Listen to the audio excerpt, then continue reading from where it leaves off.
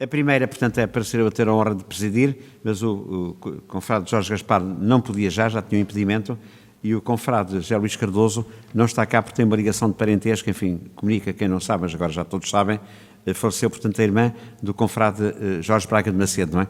E, portanto, ele, obviamente, havendo uma ligação com a irmã, portanto, da afinidade, tinha que estar e, portanto, pediram-me, eu tenho muita honra. Depois, a outra justificação que queria dar é que, portanto, do que estava do programa, é que o nosso confrade, portanto, Lucas Coelho, enfim, não pode apresentar hoje a comunicação, é um gosto de qualquer maneira e agradeço muito eu estar presente. E então vamos ter o gosto de ouvir o confrade Fernando Paulo Batista numa comunicação sobre história, cidade e cidadania. Não há atas para ler porque uma que estava, portanto, é daquela homenagem ao professor Pina Martins, não é? Portanto, eu já tinha feito a parte do professor Pinto e Cunha, mas pedi ao professor Artur Anselmo, até porque eu tive que ser antes do fim, para me completar, enfim, ele é que organizou, como é sabido, e melhor que ninguém pode completar, e, portanto, ele, entretanto, completará, e essa ata, portanto, será-se lida na próxima sessão aqui da Academia da Classe de Letras, não é? E então, sem mais delongas, eu passava a palavra ao nosso confrade para termos o enormíssimo gosto de o ouvir. Faz favor. Ora, meu querido Presidente, e um confrade que eu estimo muito, porque há uma afinidade antiga entre mim e a Universidade de Coimbra, e certas realizações que, recordo bem, fiz questão que ele integrasse uma comissão de honra naquela que foi a primeira jornada de homenagem à língua portuguesa. Saudado o Presidente que presida esta sessão, não posso deixar de saudar os meus queridos confrades que estão aqui também para escutar. Evidentemente que todos nós que trabalhamos por uma causa temos o desejo de que haja muita gente a captar a mensagem para refletir sobre ela. Foi assim que me habituei.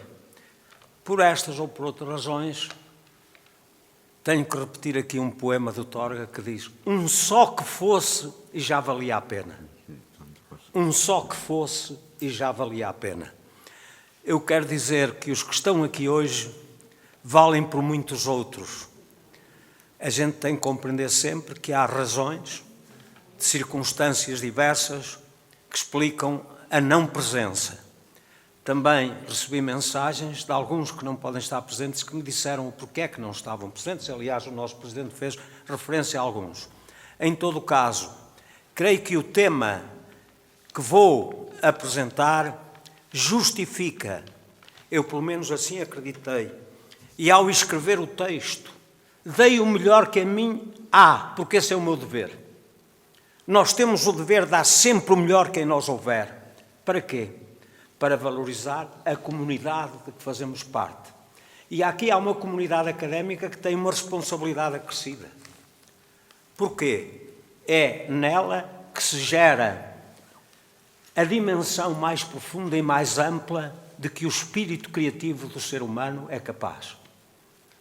Eu olho para alguns dos académicos que estão aqui e tenho uma adoração por eles. Não é uma adoração do tipo do louva-minha ou do tipo do fanatismo ideológico. Não, é a adoração do afeto, da retribuição da generosidade com que tenho fruído tantas comunicações. Alguns dos que estão aqui presentes foram protagonistas dessa generosidade da dádiva, da partilha. E foi esse mesmo espírito, e eu peço aqui ao nosso Presidente que tem a formação humanista de uma das áreas mais importantes da criatividade humana, que é o direito. O direito como construção cultural da realização da justiça, do valor da justiça. O direito não se reduz a conjunto de normas ou a invocada lei. Isso é empobrecer o direito. A lei é uma mediação altamente questionável. Porque lembro-me das lições do nosso grande Castanheira Neves ao abordar a problemática da lei injusta. Há leis injustas, há leis desumanas e nós não podemos cegamente aceitar a lei acabou-se. Hoje há efetivamente um déficit na formação de muitos dos nossos juristas que andam aí a fazer política na praça pública. releva de uma ausência de reflexão profunda, verdadeiramente sem o campo da filosofia, sem o campo da grande literatura, sem o campo da grande poesia, não há elaboração jurídica à altura do valor que está em causa, que é o valor da justiça. Por isso é que, no textinho que elaborei, eu coloquei logo na capa e pedi à nossa querida secretária, também lhe quero prestar homenagem, a secretária da nossa academia, porque não lhe falta trabalho, que procurasse divulgar, porque a própria capa deste escrito tem que se lhe diga, História, Cidade e Cidadania. É o título sintetizador de uma mensagem que lhe está subjacente. E digo, explicito, os estudos historiológicos e historiográficos e a sua incontornável importância para as áreas da cultura e da paideia humanista, na perspectiva da revitalização da polis planetária, porque a cidade já não se inscreve a um território com limites tão pequenitos como era a própria Atenas ou a Roma daquele tempo. Hoje a polis é planetária também. Nós formamos uma comunidade de seres humanos a nível do planeta inteiro. E quem não tiver esta visão holística da condição humana vai ter uma visão extremamente pobre dessa mesma condição. Porque da condição humana faz parte de toda a África, faz parte de toda a Ásia, de onde vem agora a ameaça dessa peste que aí anda a ameaçar. Fazem parte todas as Américas, todas as Oceânias. Porque lá vivem seres humanos, podíamos ser nós a viver lá e eles a estar aqui, ser o inverso. Se não fizermos esta relação interativa e, volto a dizer, holística, global, cometemos um erro tremendo. E porquê? Tudo o que é humano é holístico. A matemática de pouco valerá se ficar só apenas circunscrita ao território dos matemáticos. A matemática passa a ter outra dimensão se a dialogar com a física, com a química, com as ciências biomédicas, com as ciências políticas, o estudo das estatísticas, para interpretar com rigor o fenómeno e potenciar o planeamento das medidas políticas que são aplicáveis a um dado problema. Esta formação de fundo tem faltado aos políticos de todo o mundo e, naturalmente, aos políticos de Portugal. O papel da academia é criar esta consciência, a consciência da integração de todas as áreas especializadas, como se fosse a grande polifonia, como se fosse a grande partitura musical, no espírito com que se lhe refere o nosso saudoso, mas sempre vivo, George Steiner. Eu, num dado momento, vou pedir licença para uma homenagem muito breve, mas muito profunda, até porque beneficiei da circunstância de ter convivido 3 intensos dias naquelas que foram as 5ª jornadas de Filosofia e Epistemologia, que a Associação Piaget Internacional, então coordenada por mim, como seu investigador honorário, realizou em novembro de 2009, na cidade de Viseu, no campus universitário do Instituto Piaget de Viseu. Que saudades! E ter o privilégio dele ter autografado os livros praticamente todos que eu tenho de George Steiner.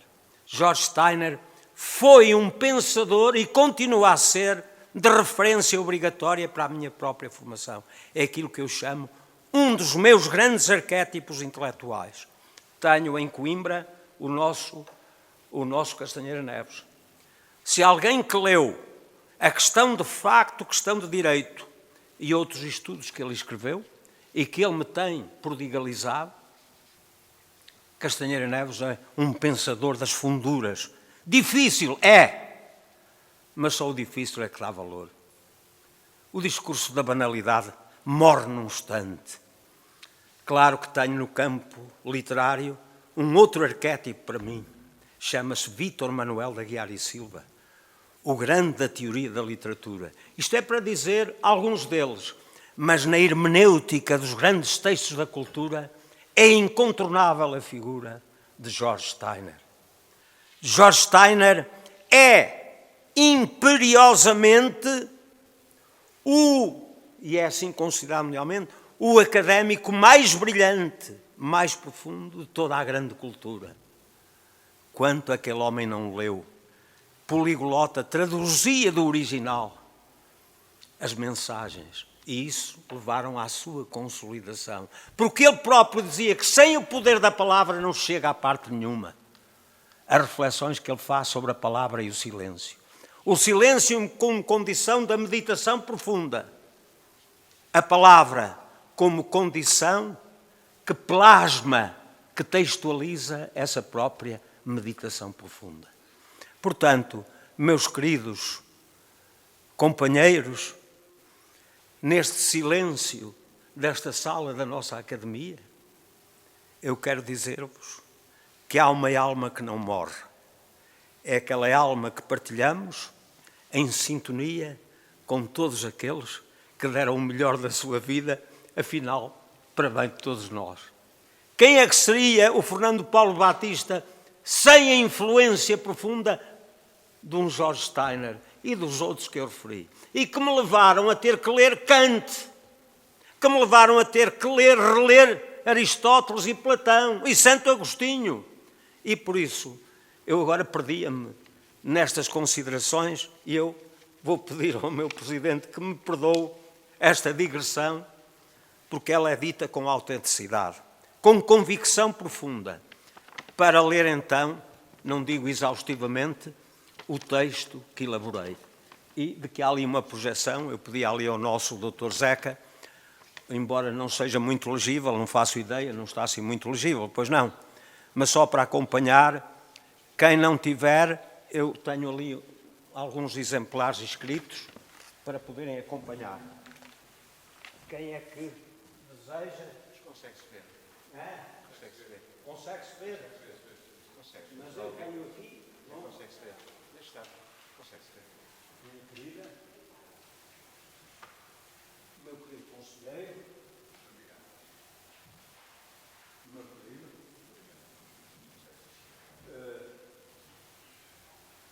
tu também já tens, não tens? Porque Michel Renaud, além do mais, foi meu padrinho neste batismo académico no meu ingresso para a Academia, quando ele subscreveu a proposta que havia de ser aprovada por unanimidade e que eu disse na altura foi uma espécie de prémio Nobel que eu recebi. Senti isso.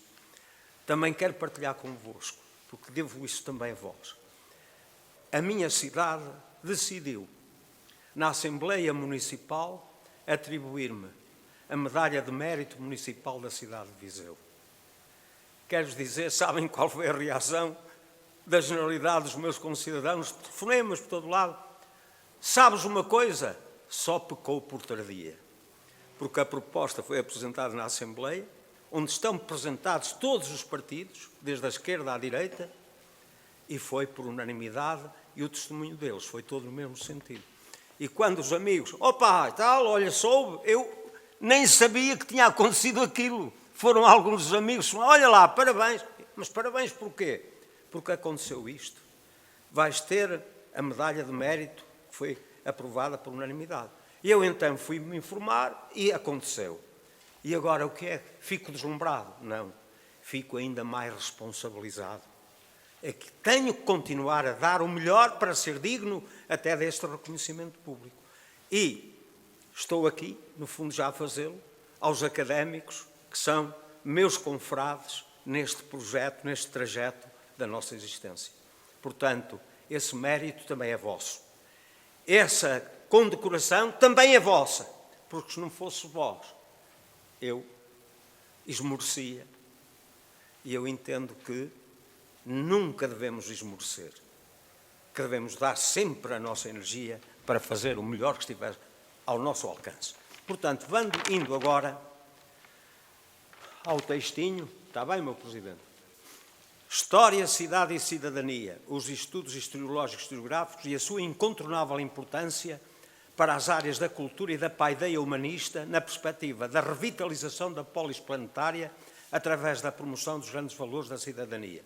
E cito aí 2 exergos, esse é o nome técnico. Isto já vem no interior do texto. Eu pedi ao Dr. Zeca se podia... Ele disse-me assim, é isto, é mais ou menos isto. Pronto. O primeiro exergo é de Cícero, no De Oratore. O que é que ele diz? Tem aí o textinho, veem logo, é na primeira página a seguir à capa, não é que está aí. A história é testemunha dos séculos, luz da verdade, vida da memória, mestra da vida, mensageira do passado. Eu salientava aqui mestra da vida. A história é mestra da vida. E está embaixo a remissão para o texto latino, porque eu não posso silenciar a matriz desta mensagem. E a matriz é escrita em latim por outro vulto extraordinário que se chama Cícero, Marco Túlio Cícero. E numa obra que, se por si, é também cheia de simbolismo, De Oratore, sobre o orador, o papel daquele que faz as suas intervenções oratórias, da retórica, a grande retórica. É um dos modos de criar a consciência da cidadania, sobretudo naqueles cidadãos que já têm uma elaboração intelectual mais avançada. Eu estou a olhar aqui para o nosso Presidente, Manuel Porto, porque ele está nesse plano, ele como académico da Universidade de Coimbra, a fazer as suas preleções para os alunos, para os estudantes e nos atos nobres da própria academia universitária. Cícero. Mas há um outro, antes de Cícero, século VI, V antes de Cristo, de Simónides, nesse fragmento de Dil, 53 Dil. A cidade, a polis, é mestra do homem. Se a história é mestra da vida, diz o Simónides, a cidade é mestra do homem. Então, e o que é a cidade, se não essa comunidade altamente responsabilizadora e marcada pelo sentido da coesão identitária, ainda que com base na diferença de cada cidadão, porque todos os cidadãos são diferentes uns dos outros, mas têm o valor paritário igual. Em termos de humanidade, todos têm a mesma dignidade.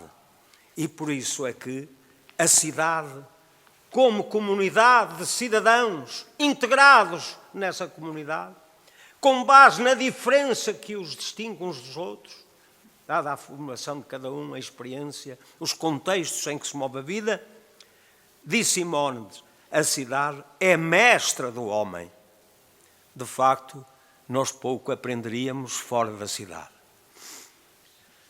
Na elaboração de todo e qualquer estudo de história digno desse nome, o sujeito da enunciação textual respeita criteriosamente e com o rigor postulado, quer por essa exigentíssima disciplina científico-antropológica que é a história, quer por essa específica modalidade escrita, investigativa ou formativa, a semântica profunda veiculada pelo designador nominal história, em grego iónico, jónico, historie, em grego ático, história, muda ali apenas um som, um mais aberto, outro mais fechado, entre o, como digo, o jónico e o ático.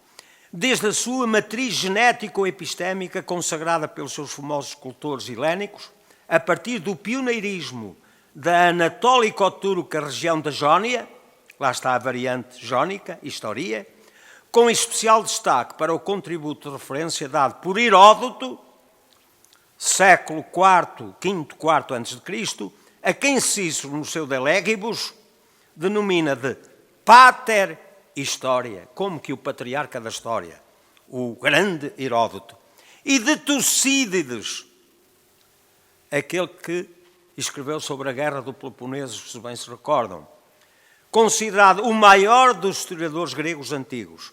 E há aí uma remissão para um dos maiores estudiosos dessa época, Werner Jäger, na sua famosíssima Paideia. É uma obra que eu tive que ler a fundo e é uma daquelas que também estruturaram o meu modo de pensamento. Werner Jäger continua a ser enorme. O termo história provém do nome grego historia, que apresenta como constituinte nuclear da sua estrutura mórfica a raiz indo-europeia with oid. E remeto aí para baixo, não vou perder agora tempo, para os lexemas que são da mesma família, com as variantes morfo-evolucionadas heid, hid, hoid. Raiz esta veiculadora do significado fundacional de ver com a inteligência, discernir, pesquisar e investigar para ficar bem informado e assim conscientemente conhecedor. O diagrama que aí vem reproduzido na página seguinte apresentei-o na Academia Portuguesa da História e tiveram a generosidade de o ampliar e de o emoldurar e está no corredor de acesso ao Sono Nobre. Hoje posso dizer que está em todas as faculdades de letras no setor da História, já está na Espanha, está na Itália, na França e por todo lado. Teve um efeito viral. Nunca tinha sido feito este estudo. Esta é que é a verdade.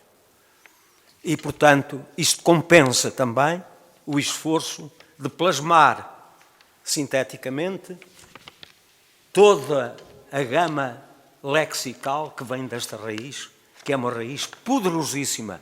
E eu posso-vos dizer, os nossos catedráticos da História vieram-me agradecer o contributo, assim. Porque eu perguntei-lhes, porquê é que escolheram esta palavra e não outra? Para designar este território decisivo do conhecimento humano. Ninguém sabia. Pessoas catedráticas. Nunca ninguém nos explicou. E por isso é que isto teve este efeito. Lá pus aí um olhinho, como vê no cartaz. É ver com inteligência, aquele ver iluminante, luminoso e iluminante. Sem isso, não se interpretam adequadamente os textos da história. Estão aí, não vamos agora gastar tempo a interpretar o diagrama, mas fico. Saltando para a página que segue, que é a página 3. Na verdade, a missão de historiador não pode dispensar o recurso a uma sólida, vasta, diversificada e atualizada competência sapiencial, epistémica e operativa, de natureza enciclopédica. Se alguma área em que é preciso mobilizar uma gama enorme de conhecimentos é o da historiologia e da historiografia. Porquê? É altamente exigente, ela no fundo mexe com tudo. Porquê? Não há nada que não tenha história. Há uma história do direito, há uma história da física, da química, da arte, da música, tudo tem história. Cada um de nós tem a sua história. Cada um de nós tem a sua história.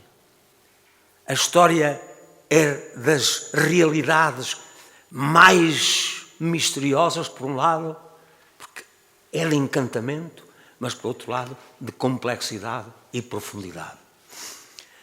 Por isso é que, para se praticar a história, é preciso esse saber enciclopédico, assente numa constante, apurada, exigente e criteriosa aprendizagem de conhecimentos teóricos e práticos, altamente especializados, a serem acionados na sua ação imaginativa, conjeturante, investigativa, conceptualizadora e elaborativa ou discursiva, uma vez que o objeto de que se ocupa o seu labor intelectual, mesmo quando aparentemente apenas confinado às fronteiras cronológicas e topológicas de uma concreta aldeia, vila ou cidade, é constituído pelo mar imenso da existência e da vida humana em sociedade. Seja esta perspectivada na singularidade do inconfundível protagonismo de cada cidadão, seja ela focalizada no complexo e intrincado dinamismo das ações, realizações e interações colegiais, grupais e comunitárias que se desenvolvem intramuros e extramuros, à escala local, regional, nacional, internacional, continental e planetária, com a complexíssima teia de envolventes e condicionantes de toda a ordem, conexionáveis com variável grau de implicação com o atual e inescapável fenómeno da globalização-mundialização. Quem perder de vista este horizonte integral não sabe fazer história. Qual é o sentido que tem fazer história sobre a cidade de Coimbra ou sobre a cidade de Viseu se eu perder da minha mirada analítica ou interpretativa a visão global de que aquela cidade, aquela localidadezinha, faz parte do mesmo planeta onde tudo vai acontecendo, onde tudo veio acontecendo.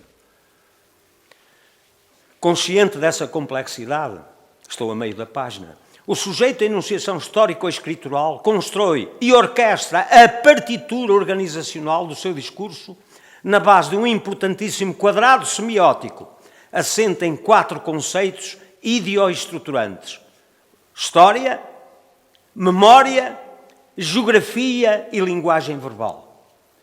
Digam-me se isto é verdadeiro ou se é falso. Se este é ou não é o verdadeiro quadrado semiótico que enquadra todo esse esforço de inteligibilidade. O quadrado-chave de referência, que não é dissociável da ideia de signo de que a narratologia historiográfica, mesmo em suas mais circunscritas modelizações locais, não deve perder de vista o horizonte global e integrador da totalidade diacrónica dos acontecimentos. E remeto para a bibliografia que me inspirou esta perspectiva. À luz enquadradora desse quadrado-chave e dessa perspectiva holística e sempre no pressuposto de que tudo quanto acontece no universo cosmoantropológico tem como coordenadas situadoras as kantianas categorias a priori do tempo e do espaço. Homenagem a Kant, porque de facto ele escreveu sobre estas duas categorias que são insuperáveis no domínio da existencialidade humana. Nós existimos dentro das coordenadas do tempo e do espaço. Se as dinamizarmos, tempo e espaço igual a duração. Porque nós nascemos num determinado lugar e um dia chegaremos ao fim. Tempo e espaço, sintetizando, duração. A configurar singularizantes sincronotopias, cá estão os dois conceitos, crono, tempo, topos, lugar, tempo e espaço, inventivas e factualísticas, integráveis numa global diacronotopia de inteligibilidade. Agora aqui entra a diacronotopia. É que não se pode pensar só nesta época.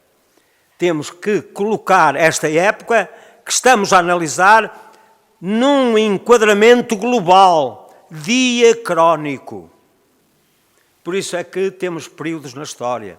Foi o mundo antigo, foi a Idade Média, foi a Idade Moderna. São as diacronotopias. Em que sítio? Foi na Europa, foi na América, foi na África. São as diacronotopias de inteligibilidade. Por isso eu olho ali para a Fatinha quando ela escreve sobre a sua África. É evidente que ela tem razão. A África não pode ser esquecida ou só se lembra quando convém. Ela está presente em tudo. Sobretudo depois de uma gesta, que também é da história, e aqui Portugal tem mérito. É a gesta das descobertas. É o infante Henrico Navegador, que por mares nunca antes navegados, levou a mensagem sapiencial a todo o mundo. Claro que se cometeram erros, claro que houve dogmatismos, mas conhecemos algum momento da história que não tenha tido também esses defeitos? Teve, mas teve outras virtudes. A abertura que hoje reconhecemos, apesar de tudo no mundo, tem muito aí essa matriz. Por mares nunca antes navegados, passaram ainda além da Taprobana. Ora, as tais sincronotopias inventivas, integráveis na diacronotopia da intrusidade, é suposto vir a ser-nos apresentada uma sedutora narrativa sustentada por um elucidativo e variegado suporte informativo que inclui dados da mais diversa proveniência.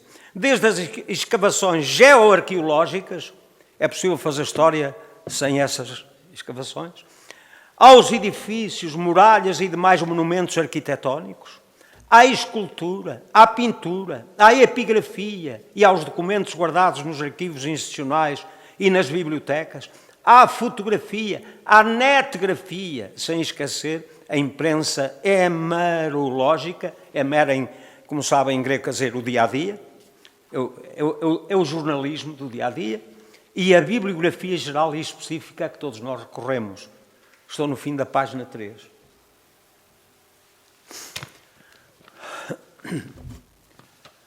A memorante e encantatória viagem, proporcionada por um estudo roteiro historiográfico, bem elaborado. Eu quero dizer ali ao nosso querido confrade, chegou, tem mais que direito a poder acompanhar com um textinho que eu elaborei que ele está a ser lido. É um encanto vê-lo. E chegou bem a hora, bem a tempo de partilhar connosco e com a sua presença. A memorante e encantatória viagem, proporcionada por um estudo roteiro historiográfico bem elaborado, bem escrito e bem documentado, comprova por inteiro a validade e a pertinência do inicialmente citado exergo ciceroniano, de que a história é testemunha dos séculos, luz da verdade, vida da memória, mestra da vida, mensageiro do passado. Efetivamente, nas páginas de uma tal narrativa, podemos ver desfilar, ao lado de personagens célebres, evocadas em monumentos ou na toponímia das cidades, a polis nacional inteira, com o seu povo a viver em uníssono e à sua maneira, o ancestral ciclo hesiódico do velho Hesíodo da Grécia, dos trabalhos e os dias. Então na história não perpassa tudo isto. O dinamismo dos trabalhos e dos dias, sobretudo quem trabalha no campo, que é mais difícil. Com o seu calendário, seus códigos e rituais, suas festas e seus mitos, numa esfuziante celebração da vida. Tem, pois, pleno cabimento e sentido concluir com Fernando Catroga, um nosso muito querido académico universitário da Universidade de Coimbra: a história só será mestra da vida se, em primeiro lugar, a vida for mestra da história. Porque, de facto, fazer história só pela história é muito pobre. É o problema da vida que está aqui em jogo. E que vida? A vida na sua expressão mais complexa e mais rica, a vida humana. Daí eu nunca esquecer a minha gratidão que devo ao grande pensador dos anos 60, que foi Teilhard de Chardin, o fenómeno humano. O fenómeno humano é uma obra lapidar. Revolucionou-me o modo de ver o mundo, essa obra. Portanto, com saudade, lembro o grande Teilhard de Chardin, que o nosso filósofo aqui, o nosso querido confrade, o Michel Renaud, também já aqui trouxe com o seu contributo de pensador, que nós admiramos, o nosso Michel Renaud. A complexidade, portanto, da história. E esta é, portanto, uma das noções mais belas, mas também mais responsabilizantes do poder desse fabuloso milagre que é o homem. O ser humano, a condição humana. Estamos na página 4. Tal como o enunciou Giovanni Pico della Mirandola, no século XV do Renascimento europeu italiano, na sua Oratio de Hominis Dignitate. O seu discurso sobre a dignidade humana.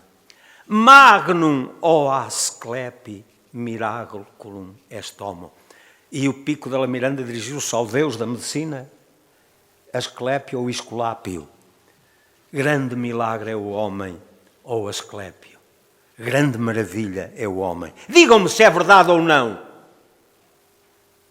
Nós, ao dizermos somos a maior maravilha que aparece no mundo, não estamos a autoelogiar-nos, estamos a autorresponsabilizar-nos.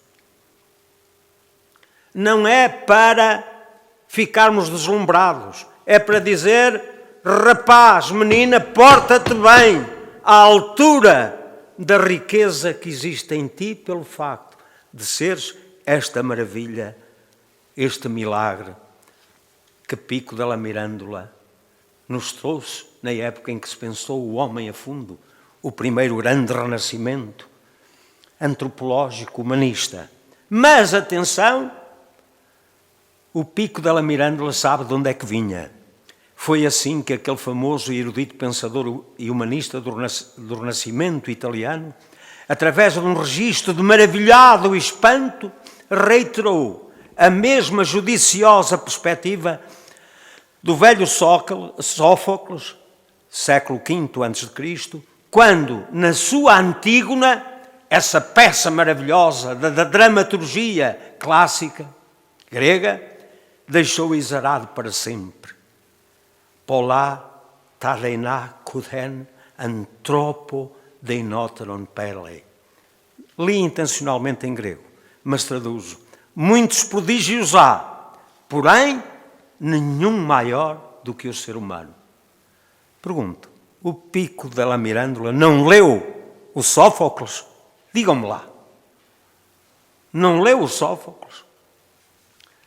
E pensando agora na condição e na formação do homem cidadão, do anthropos polites, a história, enquanto insubstituível magistra vitae, mestra da vida, proporciona-nos seguramente uma das mais completas e iluminantes lições sobre a problemática da cidade e da cidadania.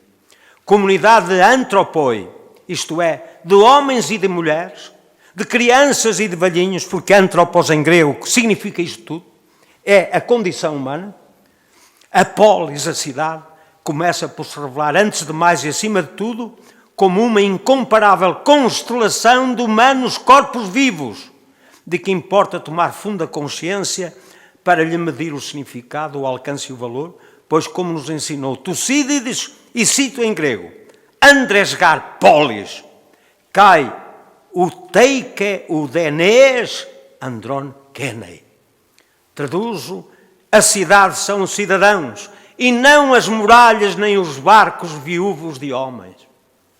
Isto foi no discurso aos mortos da guerra do Peloponeso. O que é que valia falar de Atenas se morreram tantos cidadãos naquelas lutas?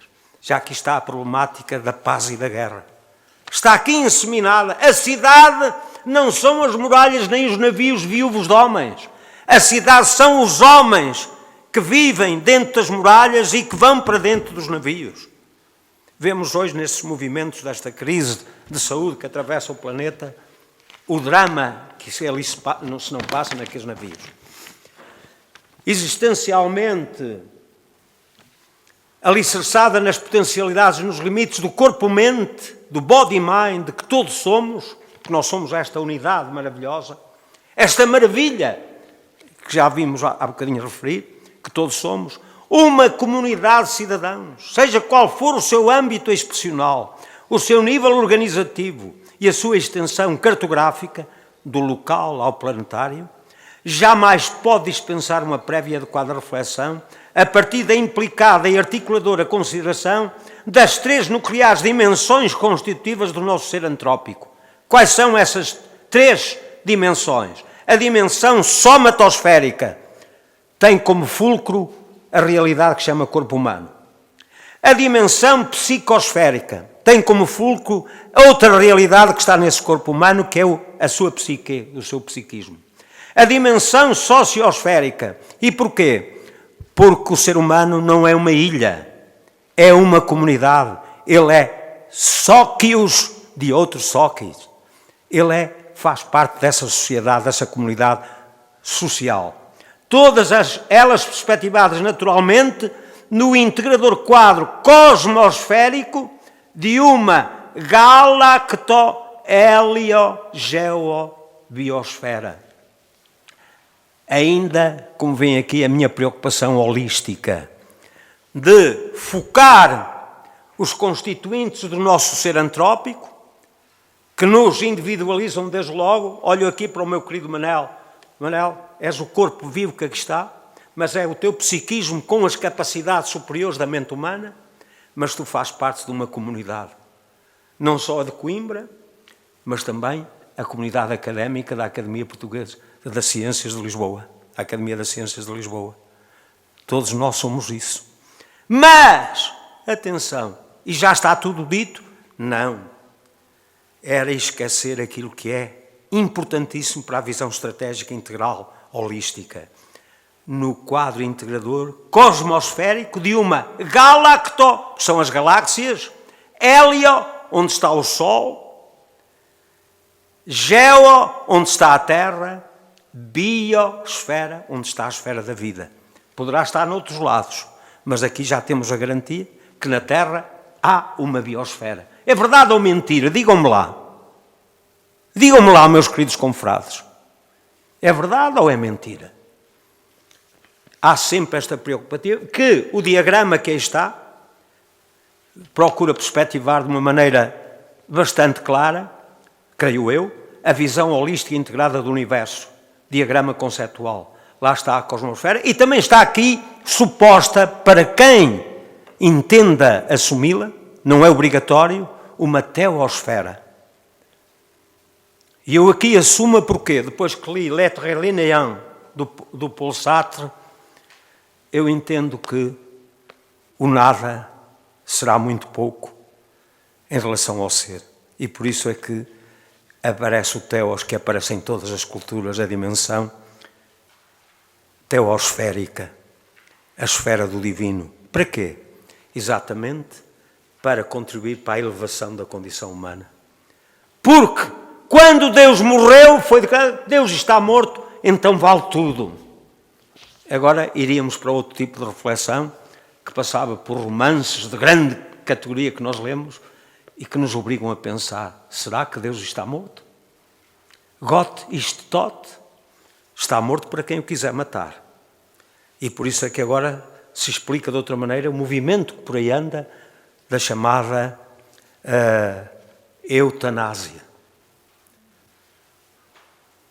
Aqueles que se arrogam o direito de decretar a morte.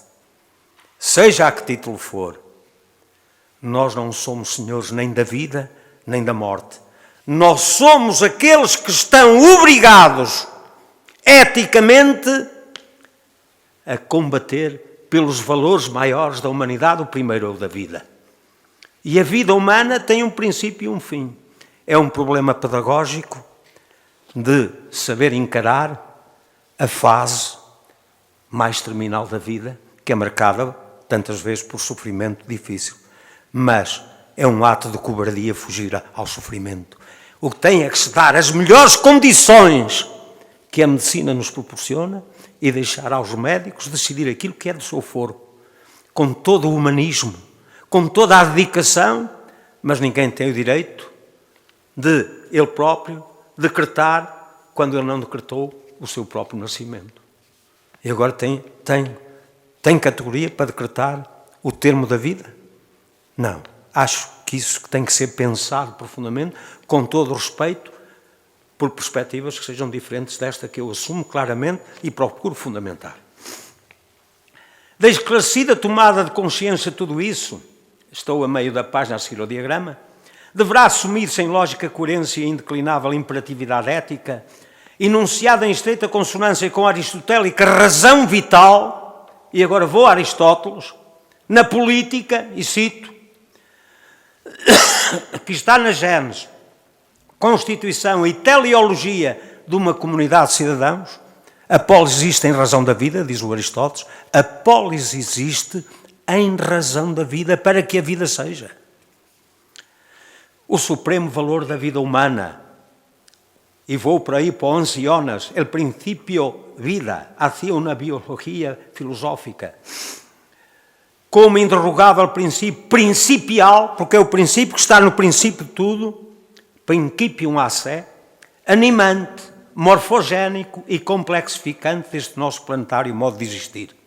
Princípio, eixo e raiz do biologicamente mais estruturado, complexo, poderoso, misterioso e sortílego dos sistemas vivos. Pulsão e elan genético-mental, espiritual, simbólico e endo-exomovente, que, irrompendo das lonjuras primigénias e granulares da matéria cósmica, E eu aqui assumo a posição da teoria da evolução, que foi sendo aperfeiçoada, e vai sendo aperfeiçoada, porque não saiu logo perfeitinha, mas vem sendo aperfeiçoada, a teoria da evolução, da matéria cósmica radialmente atravessa para transcender por força de uma teleonomia, de uma cibernética, entre aspas, de uma entelequia, que lhe são singularmente próprias e lhe permitem auto-organizar-se e autorregular-se. A vida humana, na página 6,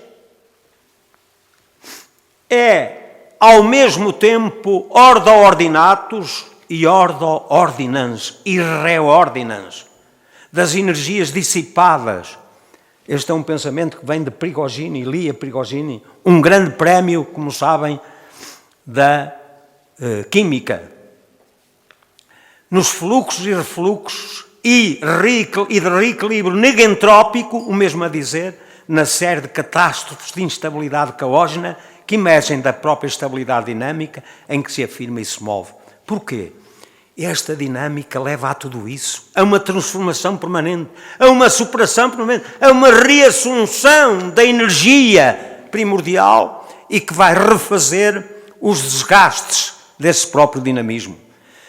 Por outras palavras, em consonância com Aristóteles, a vida humana, concretada e configurada na humanidade de cada corpo vivo, constitui a matriz tectónica, metabólica, organísmica, espiritualmente ativa e reativa, plástica, reprodutora, liberadora e criadora, que funda as comunidades humanas existentes no orbe da Terra. Por tudo isso, ela não pode deixar de ser a diretriz, o alicerce e o vetor de um condigno projeto de cidadania. In principio est vita. No princípio está a vida. Mas esse projeto, ao implantar-se no âmbito delineado pela supercoordenada situacional do tempo e espaço, num lugar histórico ou concreto, implica a reassunção valorizadora de conceitos como os de topos, lugar, genos, o género, a origem, a genética, etnos, o costume, os bons costumes, e daí vem a ética, o logos, a palavra, epos, a palavra celebratória da epopeia.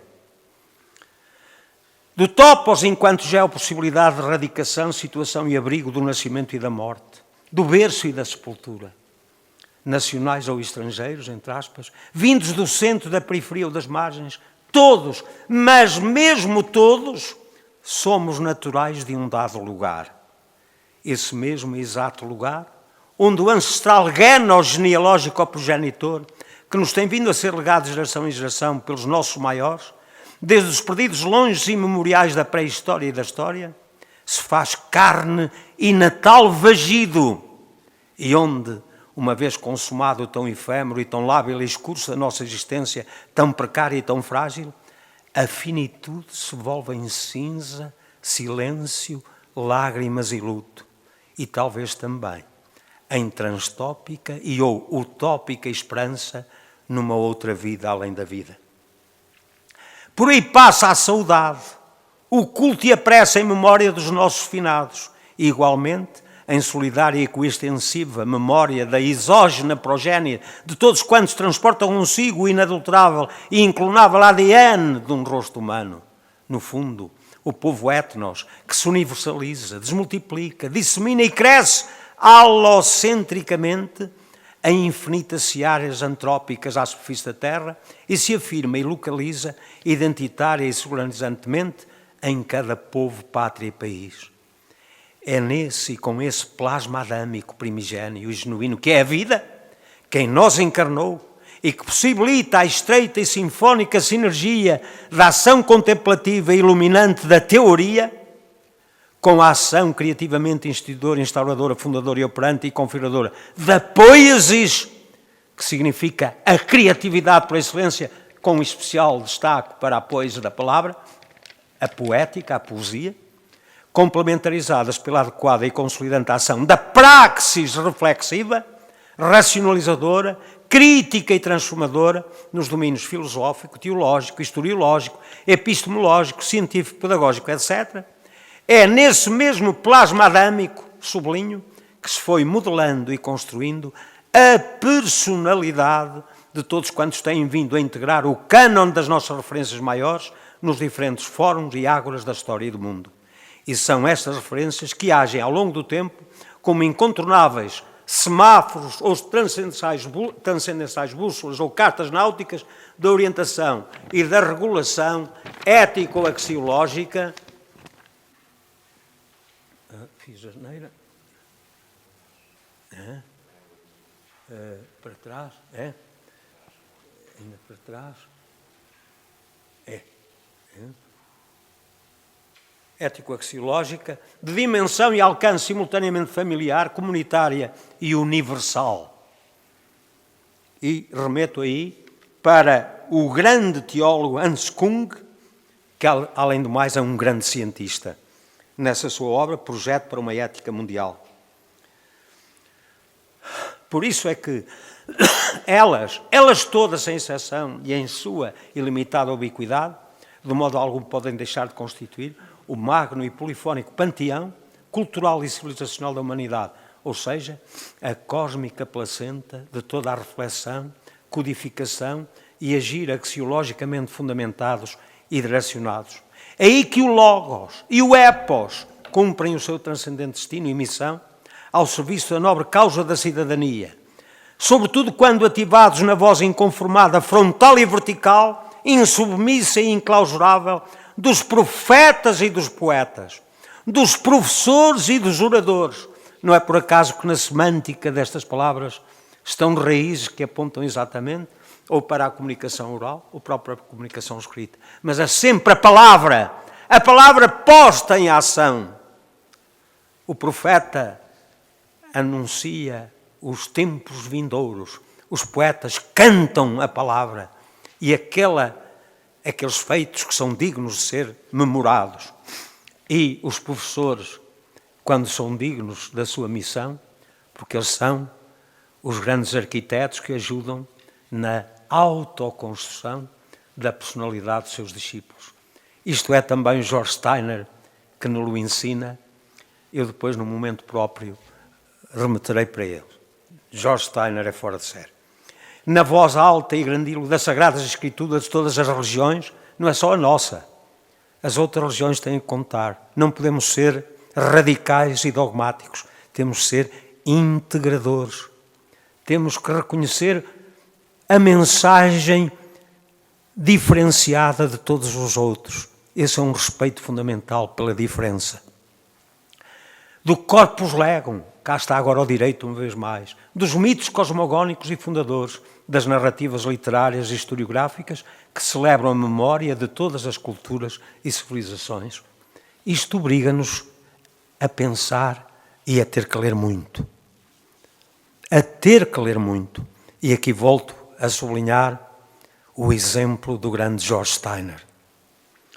Essa voz prolonga-se inovadora e revelatizadoramente na voz dos textos sapienciais de pensadores, cientistas e investigadores, dos escritos e das obras dos criadores de todas as épocas e lugares, o mesmo a dizer de todas as cronotopias.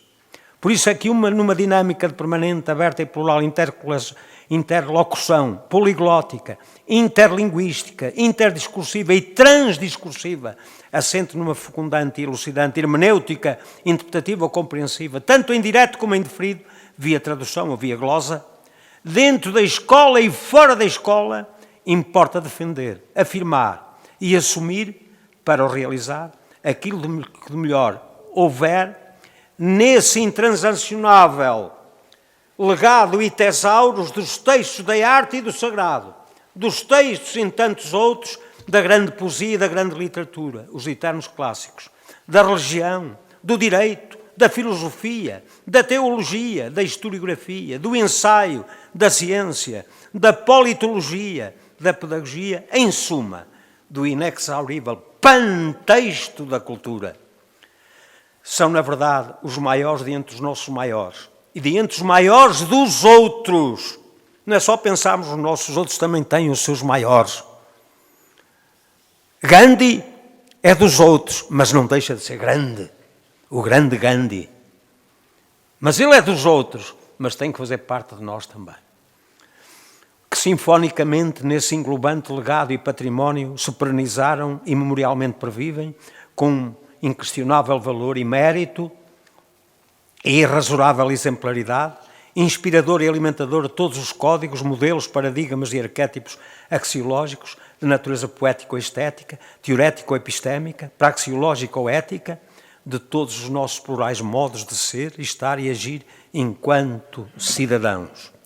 Assim, no nosso Portugal europeu, nos demais povos e países da CPLP, ou no mais recôndito dos lugares do planeta, na língua e com a língua portuguesa, a nossa materna ou madre-língua, nas textualizações e nas interpretações que em sua plasticidade manifestativa, expressional e semi-comunicativa ela possibilita, torna-se cada vez mais urgente e imperioso conceber e desenvolver, a partir desse inestimável património histórico-memorial e arquitetante, um humanizador, polifónico e orquestral projeto de cidadania, configurador de uma identidade eco-bioantropológica, histórico-cultural, simultaneamente singular e colegial, local e nacional,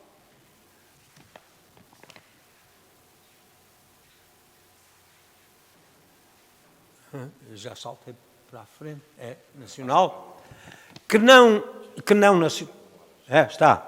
Bom, eu então vou avançar um bocadinho, porque aqui agora anda sempre em jogo a questão de nós e o outro. O outro faz parte integrante de nós.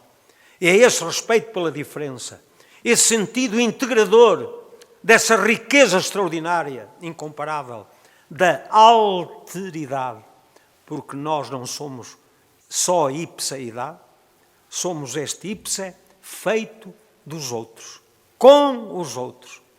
Vimos de outros, foi o nosso par de pais, pai e mãe, que vieram dos nossos avós.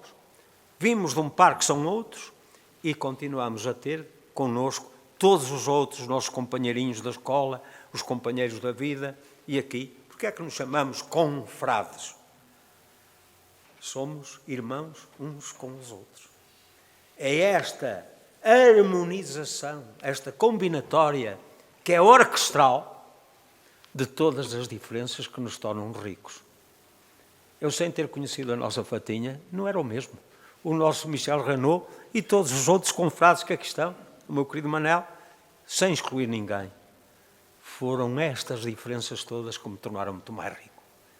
E por isso eu tenho que ter o dever de respeitar sagradamente esse património maravilhoso que nos é dado, captar para dentro de nós. Bom, aí no fim da página 8, a constante, dedicada e apaixonada aprendizagem dos fundacionais, e por isso mesmo, fundamentais saberes. Saber pensar, saber escutar, saber dizer, saber ser, saber estar, saber agir, saber acreditar, saber esperar, saber sonhar. É no fim da página 8, aqui está.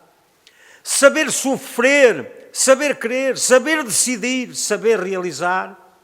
Tudo isto radica na ideia de saber, porque isto implica competências que têm que se desenvolver, senão não sabemos mesmo nada. Há uma competência de fundo que tem que ser assumida e desenvolvida, senão depois não chega a lado nenhum.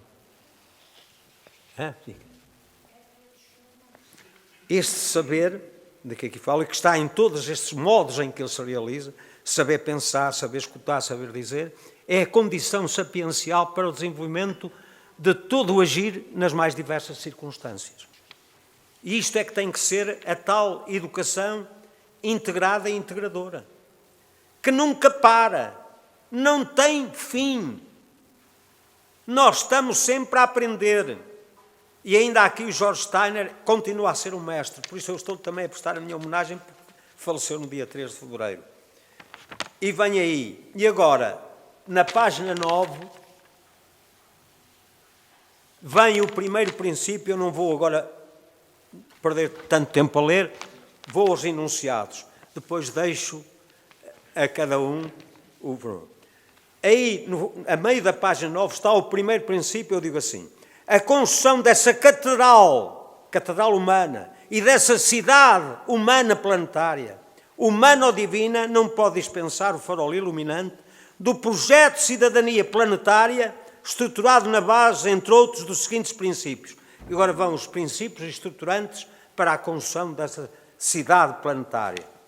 Primeiro princípio, o princípio universal do amor fraterno. Pego num verso de Camões que muita gente desconhece, porventura. Fui à Écloga Quinta e tem este verso. Por amor se move tudo. Sabem quem é que ele tinha presente quando escreveu isto? Tinha presente o grande autor da Divina Comédia, que foi Dante.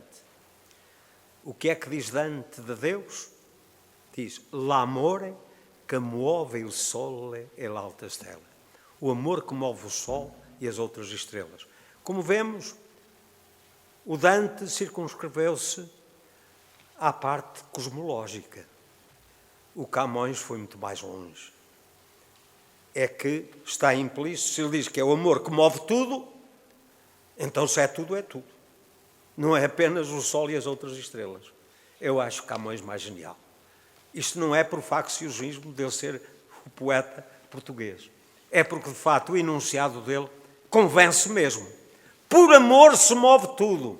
E depois, a seguir, vem o Santo Agostinho, quando diz, ama e faz tudo o que quiser. Se nós nos amarmos, não, podemos fazer tudo. Porquê? No cerne do amor, que vem do íntimo de ti, não pode sair senão o bem. Portanto, nessa fundura do amar, está o bem. E por isso, diliga é quod bis faz. Radic sit intus dilectionis, non potest deista radice, nisi bonum existere. Portanto, lá nessa radicação profunda de cada um de nós, está o bem, daí não pode ser o mal. Depois reforçado com o Taylor, na forma inglesa Taylor, aquele poeta que foi Prémio Nobel, o amor é a verdade suprema que está no cerne da criação, está em inglês também. O Yudi Krishnamurti, outro grande, que é em torno do amor e da criação, ele diz, é com o amor, dizem no fim da página, que se dá o advento da criação. With love, there comes creation. E porque o amor não tem motivo, uma vez que ele é a sua própria eternidade, impõe-se-nos em coerente consonância a partilha do ajuizamento segundo o qual a criação é algo de intemporal que não tem amanhã nem ontem. É o sentido da eternidade, da perenidade do amor. Depois vem aí mais coisas ditas, depois terão a paciência de ver. Segundo princípio. O primeiro, princípio universal do amor fraterno. O segundo, o princípio da felicidade. Quem é que o enunciou? Eu estou a falar aquilo que conheço. Naturalmente, há tanta coisa que desconheço que se calhar houve outros que disseram isto. Eu, pelo menos, este conheço. E, portanto, sinto-me à vontade para o invocar. Tales de Mileto, um dos grandes sábios da velha Grécia. Tales de Mileto. Está em grego, tiseudaimon, ou tal, e a tradução. Quem é feliz? E ele responde, aquele que tem um corpo saudável, uma mente engenhosa e uma natureza bem educada. Acham que isto perdeu a atualidade? Perdeu a atualidade, o Tales de Mileto. Reparem, século VII antes de Cristo. Não é brincadeira. É logo a seguir ao Homero. Terceiro princípio, o princípio da saúde, que vem de Tales de Mileto e reafirmado por um poeta satírico, engraçado, o Juvenal, que já está no primeiro século depois de Cristo. Orandum est ut sit mens sana in corpore sano. Devemos rezar para que exista uma mente sã num corpo sã. Ficou famosa mens sana in corpore sano. Certo? Uma mente sã num corpo saudável. Este foi o princípio da saúde. Quarto princípio, da consciência sapiencial colegial. Da vontade autodeterminada e decisional e da resiliência empenhada e realizadora. Os problemas da subjetividade, da intersubjetividade, nós e os outros. Querer é poder, a união faz a força, o Aquilino Ribeiro dizia lá, no seu ex-ergo, alcança quem não cansa, é o seu ex-libris. Um por todos, todos por um, é pluribus unum. Isso significa, não pode haver um divisionismo fanático, como vemos, por exemplo, no futebol. Tão nocivo é para uma comunidade inteira. Quinto princípio, o princípio da paz contra a guerra, contra a escravidão e contra todas as formas de repressão e violência. Como, por exemplo, o afirma o Cícero na Filípica II. A paz é a liberdade tranquila, a escravidão é o maior de todos os males. Pax est tranquila libertas, servitus postremo malorum. E o que eu chamo o filobélico provérbio clássico que diz: si vis pacem para bellum, se queres a paz, prepara a guerra. E eu contraponho: si nollis bellum, para pacem. Se não queres a guerra, prepara a paz. Eu prefiro de longe este enunciado ao outro. Si vis pacem para bellum. E eu, não. Si nollis bellum, se não queres a guerra, para pacem. E porquê? Estou envolvido também, academicamente, nesse movimento espantoso que é Educating for Global Peace, que é da ONU Unesco, para um futuro humano sustentável. Vem aí uma citação linda dessa obra de Charles Bebel e de John Galton. Não vou ler, mas é tudo neste sentido. Vamos lutar para que haja paz universal. E a lição maravilhosa que veio da África. Nelson Mandela, quando lhe perguntam qual é a arma mais poderosa contra a guerra e que pode transformar o mundo, a educação é a arma mais poderosa que se pode usar para transformar o mundo. Vem aí uma oposição entre uma perspectiva militarista do célebre Vigésio, que é o que está na origem daquele ditado latino, si vis pacem para bellum, vem aí explicado como é que foi essa coisa, e a oposição com esse póster de Mandela, Education is the most powerful, vai no fim, no direito, naquele pósterzinho, está a imagem, estão a ver, da página 11, Education is the most powerful weapon which you can use to change the world. E ele tinha autoridade para dizer isto porque ele esteve preso, sofreu perseguições e não se vingou de ninguém. Foi um homem verdadeiramente superior. Portanto, contra o Públio Vigésio, que escreveu o Epítome Rei Militares, ou simplesmente de Re Militari, foi útil este tratado, mas alto lá. Não é para servir de modelo para construir uma sociedade verdadeiramente justa e marcada pelo valor da paz. Sexto princípio, o princípio da ascensionalidade autossuperadora e da visão estratégica teleológica, que está no ideal olímpico, Quitius, Altius, Fortius. Mais rápido, mais alto e mais forte. Vamos assumir isto.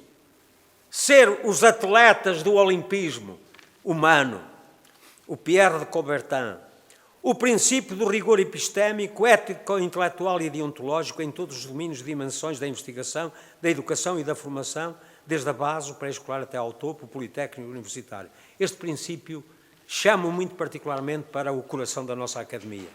O rigor epistémico, ético, intelectual e deontológico, em todos os domínios e dimensões da investigação, da educação e da formação. Porque se não houver, então eu não queria estar a ler o que aí vem. E lá vem o problema de George Steiner e a meio. Esse sentido do rigor nas objetivações judicativo-veritativas próprias das construções científicas e sapienciais em geral e do subsequente discurso pedagógico ou didático. Rigor sustentado num fortíssimo e super exigente enquadramento reflexivo, sempre percutido e marcado pela sedução poética ou musical a George Steiner, quando ele tem aquela obra maravilhosa que chama A Poesia do Pensamento. Olhem que metáfora tão linda. Quando o nosso Pessoa tem a música é a arquitetura da poesia. Vejam a similitude de cidadãos que são fora de lugar. É ou não é? Aí está também, vejam aí. E vem aí citado um grande pensador, linguista e epistémico, que é Donald Davidson, que não tem a ver nada com outro Donald que para aí anda. Esse não chega aos calcanhares. Se ele fosse Donald Davidson, aprendia muito com esses 6 enunciados que estão aí a negrito, A, B, C, D, E, F. Uma comunidade de mentes é a base do conhecimento que proporciona a medida de todas as coisas. Reparem, uma comunidade de mentes. Nós somos uma comunidade de mentes, porque é na mente que está o poder criativo, reflexivo ou criativo que singulariza o ser humano. E é essa comunidade que proporciona a medida de todas as coisas. Vamos. E, portanto, não vou ler essa parte. E depois, oitavo, o princípio qualitativo da partilha exigente e exemplar. E vem aí, numa metáfora daquele livro, porque eu digo aí a riqueza maior que podemos partilhar, é aquela que nasce da pureza dos afetos, por aí fora. E vem a imagem desse mensageiro da paz no mundo, da integração, que chama Papa Francisco, na simplicidade franciscana do próprio nome que ele escolheu para se identificar. Dediquei-lhe essa obra, que ainda não foi apresentada em Lisboa nem na Academia, mas acho que justificaria que o fosse. A Sinfonia Universal do Amor Fraterno, no trajeto ascensional da humanização do mundo. É preciso fazer essa subida, essa escalada para a acrópole do valor, da humanidade, da humanização. A Sinfonia Universal do Amor Fraterno. Tenho aqui um ou outro académico que entendeu dar o seu testemunho e que está neste livro também. Eu não posso esquecer isso. Em suma, e para concluir, Presidente, permite-me que leia então essa parte final. Em coerente sintonia, não nos movemos por lógicas negocistas ou pelo pseudo-critério do politicamente correto. Caminharemos, isso sim, em constante, perfetivante e anagógica ascese que sobe, é subida purificadora, orientados pelos valores do belo, do bem, da verdade, da justiça, da sociedade e do amor fraterno. Em suma, o projeto da humanização holística, inclusora e integradora, da comunidade humana planetária e do progresso global dos povos, pode ver simbolizado numa irénica, do grego irenecas é paz, sófica, tem a ver com a sofia grega, a sabedoria, e consagradora e escalada ascensional rumo à acrópole do mérito, da virtude, da paz e da concórdia e da cultura lusíada humanista e universalista. A acrópole metafórico-simbólica que tentei plasmar como memorante, perenizadora e gratulatória conclusão ético-historiológica e antropológico-cultural de inspiração areteico-helénica, no seguinte iconograma consubstanciador de uma espécie de beethoveniana nona sinfonia aos valores supremos da civilização e da cultura, entre eles o incomparável e serenante valor da paz. E porquê? Os homens todos, mas todos, somos música de um grande canto universal. E aí vem a acrópole, não podia deixar de ter a figura do infante Henrique o Navegador, com as caravelas, como foi na cidade de Viseu, está aí o homem que lutou pela liberdade, pela libertação, que foi o Viriato. Nós respeitamos Roma, mas deixem-nos ser lusitanos. E por aí, e não demoro, como veem também aí estão referenciados os valores, vem aí um breve reforço filológico sobre a paz, de onde é que vem a palavra paz, e isto reforça a minha posição contra esse inqualificável documento que saiu nesta Academia. Infelizmente, não tenho ódio a ninguém. Quero deixar isto bem claro. Nunca me movi por ódio. Mas, pela luta frontal fundamentada, a palavra pacto, que é a mesma raiz de pax, paquis, e explico porquê, de página, porque a página era também o terreno cultivado pelos paisanos, paganos, que eram os agricultores, que alinhavam o plantio, tal como a página era o espaço onde depois se inscreveu com a charrua da caneta, o mesmo que fazia o arado a labrar, nas mãos do labrador, aquela área que era o Pagos, que era aquela colina produtiva, aquele terreno produtivo que depois dava aos bens, os próprios animais, as crias, que iam consagrar aos deuses, para que eles depois trouxessem a paz, que tinha sido violada pelos vizinhos hostis que invadiam e que destruíam tudo, movidos pelo mito, o deus Ares. Por isso é que depois criou o Areópago. onde estavam os magistrados, os areopagistas. Já foi a pensar um bocadinho no nosso grande areopagita, que é o professor Adriano Moreira. E, portanto, aqui tenho a paz, a pace, pactum, tem que ter quê? A raiz é a mesma, pax, pacis, tem quê? E, portanto, pacto, pactuar, tudo isso, está aí feito um inventário das palavras que dá. Vem este esquema, que podem ver, só rapidamente, meu Presidente, já estou a abusar um bocadinho, mas perdoem-me lá, eu dediquei muita paixão neste trabalho. As variantes PAC, a variante PAG-PEG. Eu algum dia sonhei que a palavra página de papel tinha esta mesma matriz da palavra paz. E agora pensando, onde é que fica registado o tratado, o acordo a que as partes chegaram? Não é na página branca, brancura, que é o símbolo da paz? A paz não tem a bandeira branca? Conseguimos a paz. Apaziguámos os deuses, oferecemos as nossas libações para que eles, o Deus da paz, porque Pax também é Deus, quer dizer Deus da paz, venha outra vez à nossa cidade. Vejam a montagem que fiz naquele esquema, paz em cima, o lexema de matriz etimológica pace, palavras em grego, em latim e em inglês, e vejam que está ali pacere, pacare, que quer dizer pagar, apaziguar, pagar a dívida que se tem para com os deuses, que trouxeram a paz, e há aquele que foi prejudicado pelos efeitos do belicismo. Está sempre a ideia deste pagar, de restabelecer outra vez a harmonia entre os povos. Não tem sentido a guerra no nosso tempo, e por isso é que eu contrapus si vis pacem para bellum, não, si nollis bellum para pacem. Se não queres a guerra, prepara a paz. Portanto, cá vem a lista de palavras, isto só para dizer, foi o que foi possível, e termina aí uma explicação de um dicionário sobre o indo-europeu, é um dicionário relativamente recente, onde é feita essa explicação de pedir aos deuses ajuda para se repor a paz. Está aí a paz, antes de mais, com os deuses, l'homo indo-europeu.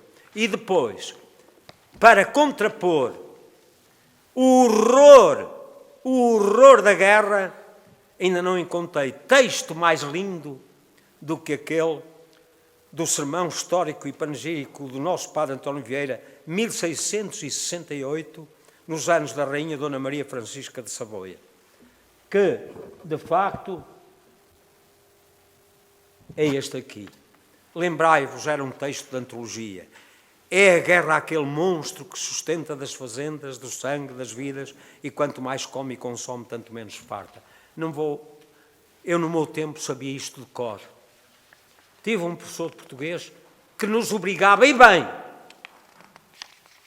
quero dizer que tive o privilégio, jovenzinho, de ele depois me batizar o nosso Vieirinha, porque eu depois a escrever imitava o padre António Vieira, no seu modo de escrever os sermões. O nosso Vieirita, que era o pequenito, que eu era naquele tudo, mas nós sabíamos de cor, este excerto é a guerra àquele monstro que sustenta das fazendas, está tudo. Até Deus nos templos e nos sacrários não está seguro. Tudo está posto em causa. Vêm aí os dicionários da especialidade que me servi. Isto implica muito labor. Trouxe aqui um que é espanhol. Era bom que aqui o nosso instituto, a quem eu já ofereci, o célebre Iulius Pocorni, o dicionário da origem das palavras, ao fim e ao cabo, do indo-europeu todo, e este aqui, que está em espanhol, que é Etimologias Greco-Latinas del Espanhol, de Agustín Mateos. Isto já tem muitos anos, porque eu comecei desde bem cedo a dedicar-me a estas questões do vocabulário, do léxico, sobretudo do léxico especializado, sem o qual não há rigor no discurso epistémico da construção do próprio conhecimento. Em área nenhuma. E por isso era importante que a nossa academia assumisse a responsabilidade de, sem sermos contra ninguém, nós não nos movemos contra ninguém, mas temos que nos mover contra aquilo que não é correto, contra aquilo que de facto não tem cabimento. E, portanto, é muito simples. É abrir a todas as diferenças. Pá, se os brasileiros querem escrever assim, era a sua tradição, que escrevam. Mas que não imponham, cortando as matrizes genéticas que está na raiz das palavras e que são fundamentais. Eu fiz estudo comparado de 8 línguas, só a portuguesa a partir de 90, a que se afastou das outras. Nem inglês, nem alemão, nem espanhol, nem francês, nada. Como é que é explicável a dizer que é para unificar? Unificar o quê? Foi para isolar, para desvalorizar uma língua que acompanhava as matrizes tal como o francês, como o inglês, como o próprio romeno. E continuamos nisto. Eu peço desculpa, abusei um bocadinho. O meu querido Presidente foi generoso para comigo. É que não é costume haver comunicações de 1h15, normalmente a riqueza... Foi... Não tive coragem de cortar mais drasticamente. Foi mas é costume. um bónus e que seja uma homenagem ao meu querido é. conselheiro que não teve condições para poder preparar a sua comunicação, porque eu sei que ele é exigente, é meticuloso, e, portanto, houve aqui também um bónus que decorreu daí. Beneficiou com o Lucas Coelho não poder pedir. Portanto, teve essa vantagem. Pronto, e nós também. E nós também. Eu peço desculpa. Então temos que avançar então, portanto, Pronto, vamos para alguma questão que tenha. Gostava só de dar uma informação. Sabereis perdoar-me, não sabeis? Mas não, ficamos Sabereis perdoar-me. Portanto, só para dizer o seguinte, o livro, Fátima, o livro do Mandela mantemos a ideia de o publicar, portanto, onde a nossa confrade Fátima é sim, porque vale a pena. Estamos a ver o modo como, ele foi aqui lembrado, foi numa sessão onde a nossa confrade, ou confreira, não sei como é que se diz, se é confrade, mas vamos avançar com ela. E está aberta, portanto, agora a sessão para quem queira intervir, se faz favor. O Michel não é? Já percebi, faz favor. Acabamos de ouvir um discurso cheio de entusiasmo, um discurso humanista e que me lembra o humanismo do Renascimento. O humanismo do Renascimento no qual o cruzamento das disciplinas gerava uma polifonia conceptual apoiada nas etimologias das línguas fundadoras da nossa cultura. E dou-lhe, deste ponto de vista, os meus parabéns. Claro que todas as vertentes de sua apresentação podiam dar origem a debates, a discussões e a questões. Quando vou limitar-me a poucas, não sei se temos a palestra do senhor, do nosso confrade. Não, é só, acaba aqui. Portanto, não pode, o Sr. Conselheiro teve possibilidade de apresentar hoje. Pois fica para a próxima vez. Está bem. Então não estamos totalmente... Mas temos que não podemos adiar muito também. Faz favor. Força. Quando falou do fundamento de uma cidadania universal, eu pensei num livro que me inspirou antigamente, de Hans Küng, um projeto de ética universal. E é complexo descrever os lineamentos de uma ética universal. E, naturalmente, esta ética tem uma vertente utópica. E, no que me diz respeito, eu gostaria de o questionar a esse respeito. Não será que seu discurso é o programa utópico que nos deve pôr a caminho precisamente de uma cultura universal? Bom, em seguida, esta cultura universal parece desenhar um projeto que está contrário ao que acontece no presente. Temos a impressão de dissensões entre povos, de certo modo, de um afastamento, de redução cultural, mesmo da juventude, e mesmo ao nível político e de política internacional, lembro-me de um livro que me tinha bastante preocupado e que era o relatório sobre a utilidade das guerras e que refere, e deve conhecer isso melhor do que eu, que refere uma discussão que teve lugar no tempo de Kennedy, de um grupo de 15 sábios, e que chegaram à conclusão que deviam manter secreta, mas que acabou por ser ser divulgada pelo próprio autor, e segundo a qual as guerras foram o movimento, a instância que mais desenvolveu as civilizações. As guerras, e que se abolisse as guerras, devíamos encontrar substitutos como pandemias, não vou dizer que a atual epidemia vai ser um substituto das guerras, mas é qualquer coisa de totalmente e aparentemente anti-humanista. E pergunto, no debate entre o projeto de um humanismo universal e uma realidade sociopolítica que parece afastar-se cada vez mais deste ideal, como encontrar os vetores deste amor universal. Quando numa sociedade de globalização, na qual a concorrência parece substituir-se à solidariedade. Então, não quero reduzir o entusiasmo que presidiu a sua exposição, mas queria quase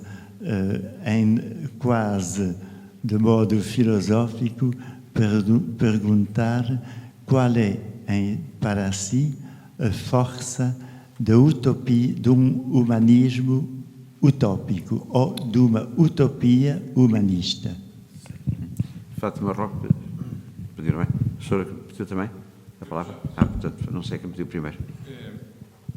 Eu ia só, muito na linha da intervenção que o confrade fez, ia pegar exatamente no relatório que referiu, no tempo do Kennedy, em que, para além das pandemias, havia também uma visão utópica, um pouco ligada à ficção científica e ao desenvolvimento das sociedades, admitindo que uma forma de, portanto, neutralizar diferendos e, de certo modo, evitar a destruição, enfim, que está patente no discurso do padre António Vieira, uma imagem que resultava do seguinte: os diferentes eram resolvidos de uma forma aleatória, quer dizer, a percepção de que um ator tinha ganho sobre outro ator por razões que, enfim, que se entendiam, enfim, de certo modo, vistas em computador, comparando fatores diversificados, era preciso uma penalização desse ator, mas que evitava todo este processo de destruição. E, portanto, o que é que era afetado? Era afetado o recurso mais importante, era o recurso humano. E o que é que acontecia? Aleatoriamente, esse ator perderia uma determinada quantidade de recursos humanos que voluntariamente se dirigiam para um processo de desaparecimento da aniquilação, digamos assim. Ora bem, isto parece que poderia funcionar, mas era levantada uma questão filosófica também, que era a reação do elemento humano, que em determinado momento diria assim: mas eu não me quero autodestruir. Eu não me quero autodestruir. E, portanto, eu não aceito esse processo. O Estado, a organização, a instituição diz que eu devo ser destruído, mas eu não quero. E, portanto, era legítima esta reação. Daí que levantasse a questão que, se em vez de um, fossem muitos. Portanto, eu percebo a posição do professor. Partilho de que o mundo utópico, o mundo idílico, será um mundo em que todos nós vivamos em paz, sem divergências, sem, digamos, contradições nem conflitos, mas, infelizmente, não acredito que isso possa acontecer.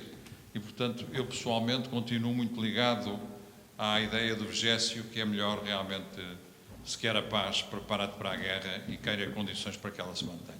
Se fala quem sabe. Eu não sei se Fátima pediste também, não foi? Fátima, não pediste a palavra? Então percebi mal. Então, faz favor. Está bem. Pois.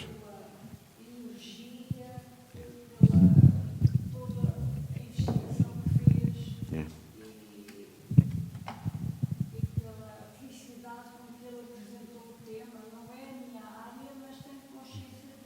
Pois.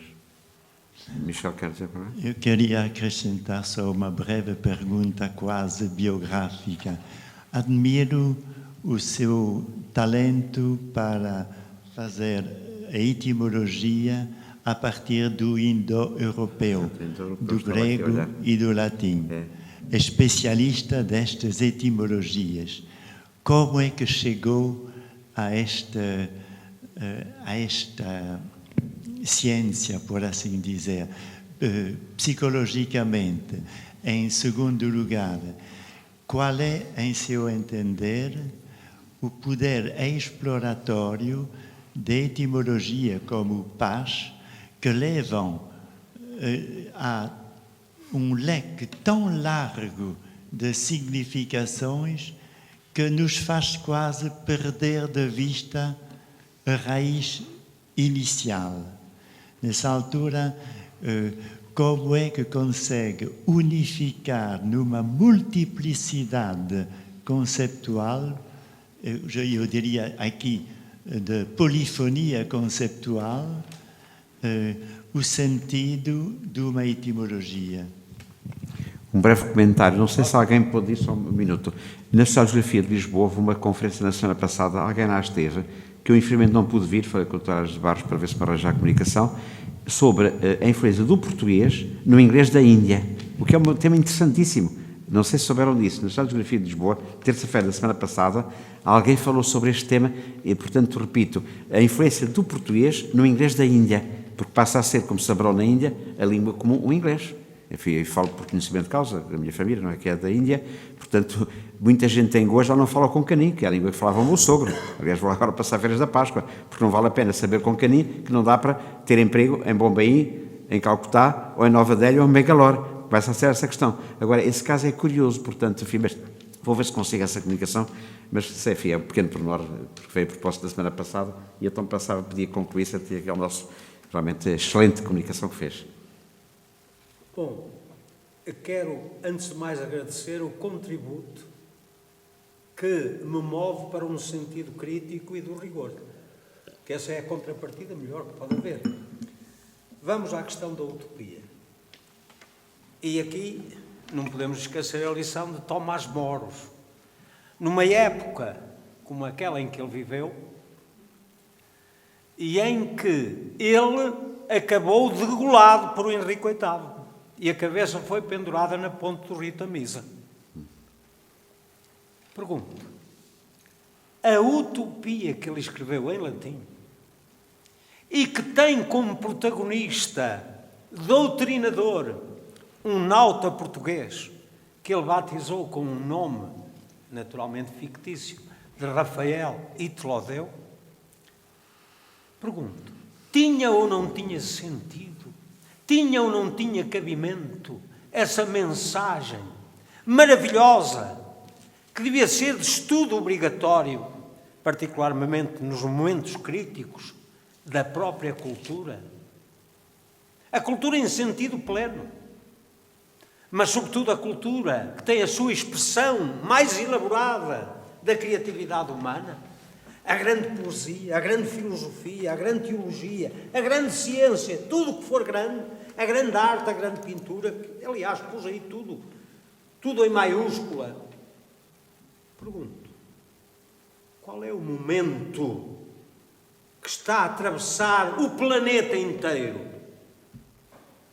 e fruto de um fenómeno que todos reconhecemos existir, que se chama globalização, mundialização, para o qual fenómeno foi dado um contributo importantíssimo das novas tecnologias da informação e da comunicação, as chamadas TICs. Porque é que hoje qualquer ponto do planeta está ligado a todo o planeta? Porque é que hoje se sabe praticamente, eu não digo tudo, mas tudo aquilo que é do dia a dia, os grandes meios de comunicação, a cautela com manipulações que são uma vergonha, quantas vezes, não é? Mensagens altamente manipuladas, por isso, atenção, nunca deixar do campo da utopia uma dimensão fulcral que se chama espírito crítico, e eu também faço o esforço por cultivar o espírito crítico, não aceito tudo, não. Agora diz assim, mas então o que é que te move nesse entusiasmo que em grego quer dizer estar cheio do divino? Agradeço aos deuses ou àquele Deus que me dá uma certa inspiração e essa energia. Porquê? Tenho bem a consciência que o momento que atravessamos é de alto risco para todos, incluindo nós. E não estou a pôr isto numa perspectiva egoísta, egocêntrica. Repararam que a minha preocupação foi sempre trazer o outro para dentro de nós. Incluir o outro, incluir a diferença. Não há, portanto, um sentido discriminatório, que é uma das linhas de força que marcam o nosso tempo. Como é que se pode resolver essa questão? Da marginalização de tanta gente? Do menosprezo é que é votado, tanto do outro e aquele que mais precisa? Na assistência médica, na impossibilidade de aceder aos mais altos patamares da educação e da formação. Essa foi uma constante da minha preocupação. Meus queridos, só com esse empenhamento que eu tenho o dever de incutir na própria vivacidade com que tento comunicar. E porquê? Aí creio ter aprendido a lição dos mestres, The Lesson of the Masters, do George Tyler. É com esse entusiasmo, com essa garra, com essa gana, que não pode ser diluída nem anestesiada. Por isso é que fui ali buscar aquele grande maestro, a imagem dele, da grande música. Estão a ver quem é? O Von Karajan. O Von Karajan, que eu fui ali. E para quê? Qual é o título? O professor, o mágico maestro. Foi a minha atitude de gratidão para aqueles dos meus professores que souberam incutir em mim a ideia de que ensinar e educar, aqui não estou a ver, está aqui, a ideia de que ensinar e educar constitui a mais nobre das missões e a mais fascinante das artes. E eu tive professores desses. E por isso é que, e porquê é que eu digo isto? Porque hoje, infelizmente, é o deserto nos sistemas educativos. Hoje é a aridez. São raros, muito raros, os grandes mestres que nós todos tivemos no nosso tempo.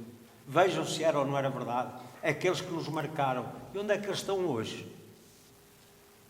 Eu não quero menosprezar ninguém, nem aqueles que se calhar nunca deviam ter sido professores e que estão nos sistemas educativos de todo o mundo, a começar pelo nosso. Atenção, sabem reivindicar apenas a salário. Salário é a coisa mais bela, como eu lhe digo. Aos meus antigos estagiários, pelas especiais situações de problematização, reflexão, investigação e interaprendizagem que me proporcionaram, aos meus antigos alunos, com os quais verdadeiramente aprendi a ensinar. Quem é que hoje tem esta atitude de humildade e de gratidão? Os meus alunos foram os meus mestres, os meus constantes, mesmo os mais fraquinhos, porque me obrigavam a tentar metodologias para que eles recuperassem. É que ser professor é uma dádiva. É o que diz o próprio George Steiner aqui. É que ser professor é a coisa mais maravilhosa que existe. E agora, ainda utopicamente, a educação é a mais bela das utopias. A educação, a formação, sobretudo com os parâmetros qualitativos que ela convoca, da grande cultura, da grande artística em todos os domínios da arte, as artes literárias, a escultura, a pintura, a música por excelência, a música das harmonizações de integração das diferenças. Então não são aqueles tons todos diferentes que, bem combinados, geram a mais maravilhosa das partituras? É ou não é verdade? Portanto, para dizer, um projeto educativo, como ali se diz, concebido e elaborado à luz e à medida de um modelo de homem culto. E nós temos que discutir também isto. O próprio Steiner tem um capítulo dedicado para uma nova definição da cultura. Mas a cultura é só o folclore? Também é. Mas é sobretudo isso. É o facilitismo. Ou é o preparar as mentes para as capacidades que a mente tem de desenvolver e enfrentar o difícil. Manel, tu quando jovem estudante de Coimbra... Ainda sou jovem. Não, mas jovenzinho sim. na altura. É verdade ou não é que te habituaste desde cedo a enfrentar os grandes trabalhos, dissertações, e foi, assim, é neste caminho que eu tenho que seguir. É. Não sei se ainda foste aluno do Castanheira Neves. Não, porque eu estava a Já doutoramento. estava. Não, Mas- ele não se tinha doutorado, portanto não foi. Não foi Ora bem, de pena. isto é para Mas ele dizer, eu falei nele porque somos O daquela gabinete mesma é por cima do escola. meu. Hã? Agora não tem, infelizmente, só um bocado em Mas, baixo. O isto gabinete para é por cima dizer, do meu. tínhamos matrizes de alta exigência. E claro, onde é que está isso hoje? Hoje é o facilitismo, a estatística do sucesso, quando na realidade é a estatística do insucesso qualitativo. E a origem do seu gosto pelas etimologias. Sim, A sim. etimologia e porquê? Sabe tudo este senhor. No trabalhinho que aí tem uma série de dicionários, não tem? É. E eu não foi por acaso que trouxe como Este é amostra, que é está aí, interessante. ele está Quem é que aí fez esse? em miniatura, Dicionário Etimológico Comparado pela Língua Clássica Indo-Europeia. Indo-Europeu, sânscrito, greco e latino. Vou dar só um exemplo que tenho estado a trabalhar em duas palavras, porque falei aos arquitetos, aos engenheiros, tal como fiz para a palavra História, no dia em que tomei posse como académico da Academia Portuguesa da História. No momento de posse só tinha 5 minutos. E esses 5 minutos gastei-os a fazer uma pergunta.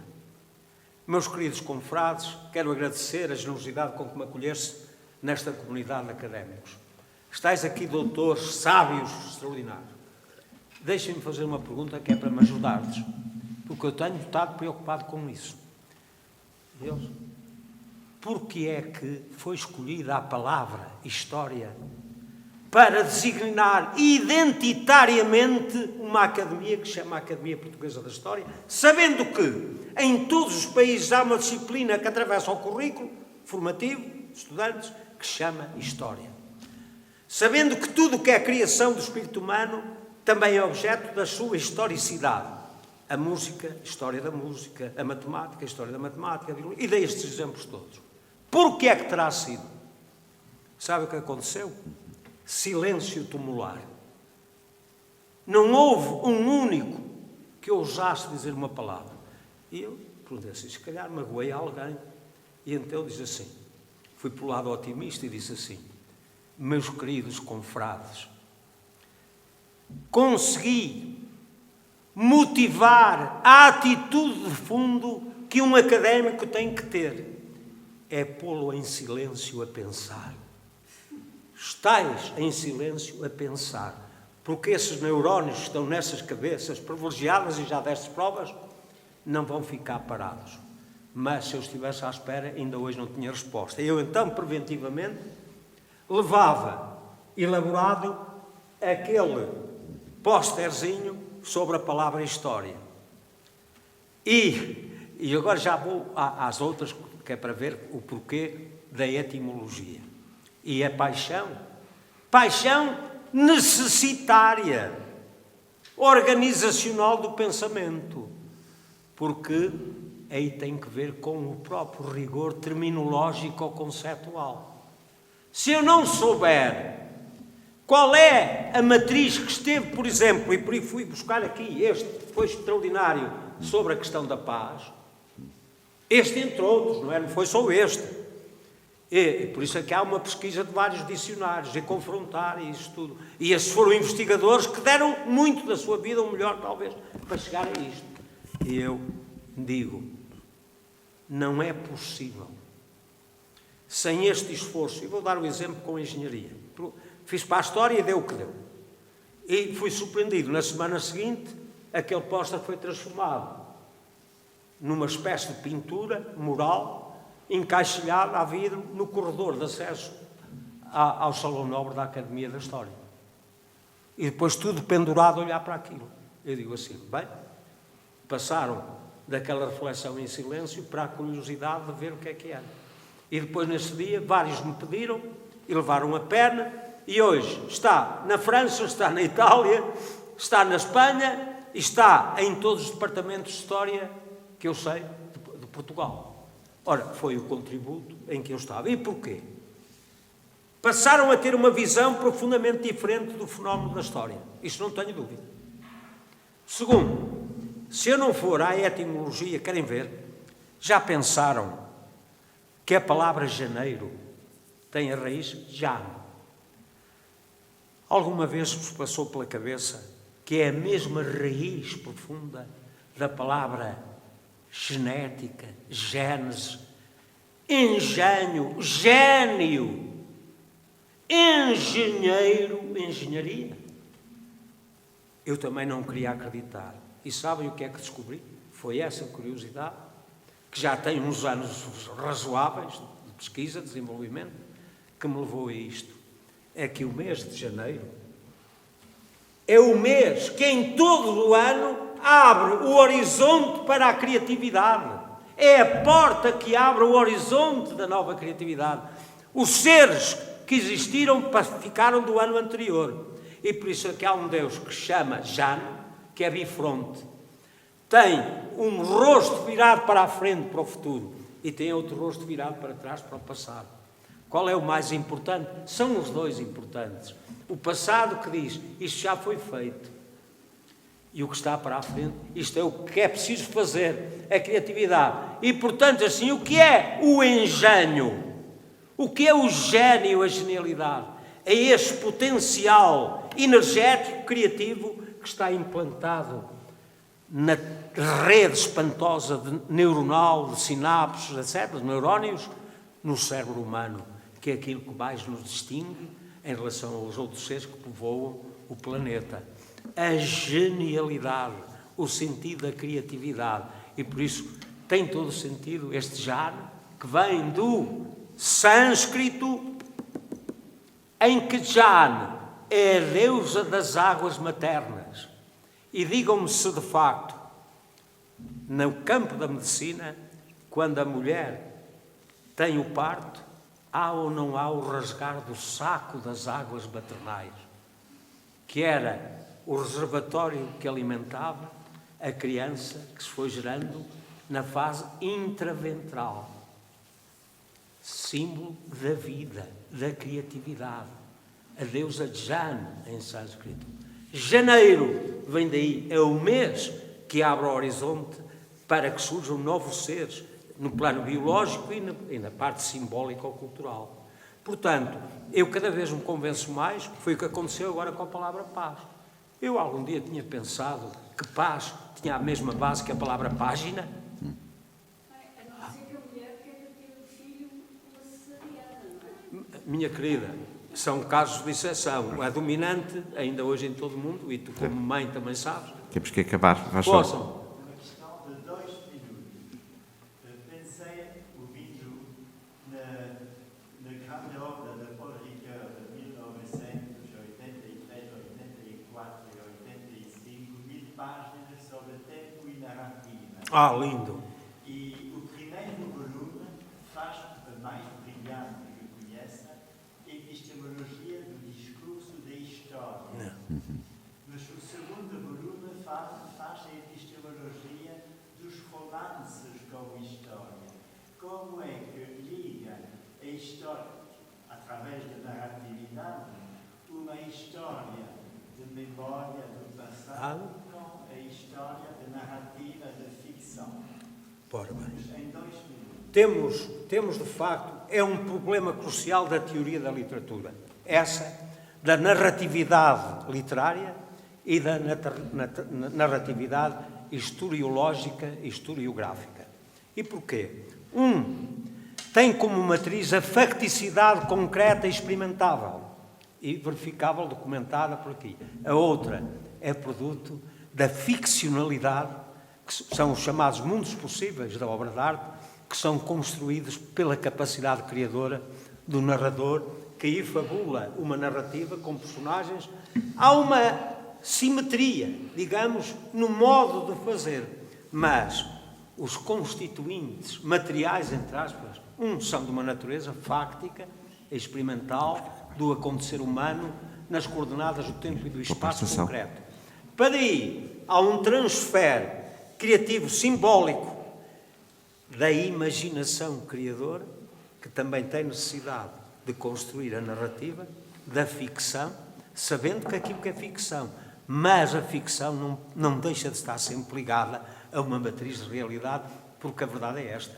Os artistas da narrativa literária estão também eles envolvidos num contexto histórico concreto que fazem parte. E daí haver projeções desse universo da historicidade real para as narrativas das histórias que eles infabulam dentro dos cânones da própria teorização literária. Não sei se pude responder-lhe, mas há problemas que são fáceis de comentar. Foi uma sessão interessantíssima, permitam-me só, interessantíssima, da minha perspectiva, então.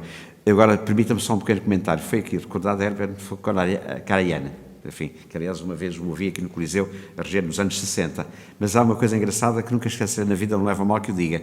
Em 1959, portanto há 61 anos, fui numa caminhoneta com peregrinos austríacos para a Áustria para aprender alemão. Na altura, para virmos para a direita, tínhamos que fazer alemão, como é sabido. Era muito complicado. E nunca mais me esqueço que passámos em Salzburgo, havia o Mozarteum, que é aquele festival de música fantástico, e havia um dos peregrinos, enfim, era um maestro, Manuel, queres vir comigo? Isto é alemão e tal, e fomos lá. E não é que estive ao pé do Herbert von Karajan. Não podem imaginar, no dia seguinte, a inveja dos austríacos todos da caminhoneta por eu ter estado ao pé do Herbert von Karajan. Cá em Portugal, os Ilhos, ao Cristiano Ronaldo, são futebolistas e tal. Para os austríacos, o máximo, digamos, é um maestro como o Karajan. Portanto, infelizmente, enfim, para eles, ficaram cheios de inveja de mim por ter estado ao pé dele. Bist du mit ihm gewesen? Yes, ich bin mit ihm gewesen. Foi uma ação bem interessante. Muito obrigado mais uma vez e até breve, portanto.